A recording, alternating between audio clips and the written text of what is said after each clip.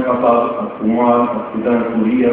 أيها الحضور الكريم، شرفني الشباب العربي أن نشارك في المؤتمر البيئي الثاني عشر تحت عنوان الاقتصاد الأخضر وفرص الاستثمار البيئي للشباب أن أتكلم باسم الوفود العربية المشاركة. سأبدأ بعرض نبذة عن نشأة ونشاطات الاتحاد. الاتحاد العربي أنشئ عام 83 واستمر في القاهرة حتى عام 86 وانتقل إلى السودان حتى عام 96.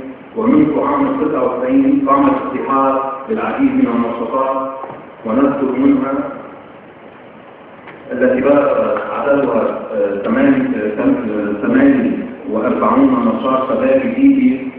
نذكر منها أولا 10 معسكرات نظافة الشواطئ، منها 4 معسكرات غوص نظافة تحت الماء في مدينة العقبة.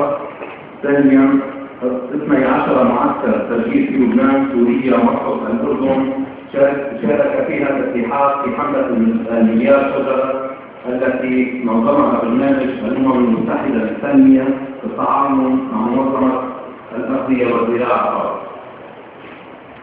ثالثا 18 دولة تدريبية وبرنامج توعية وتدريب بيئي شمل دول مصر، السودان، تونس، المغرب، الإمارات، الكويت، السعودية، لبنان، سوريا والأردن، وتضمنت موضوعات عديدة ومنها التربية البيئية، نظافة البحث، السياحة البيئية والتنمية المستدامة. رابعا 8 مشروعات تدريبية والتعاون مع الإسكو والكيغالي والإسكوا ومنظمة المدن العربية في مجال نظافة المدن، تنمية القرى والمناطق البدوية، الإدارة الشهرية المتكاملة بالتعاون مع الاتحاد الأوروبي، تدريب المخلفات. وفي الأمس القريب سجل الاتحاد نجاحا لدولة تدريبية حول التوعية والإعلام البيئي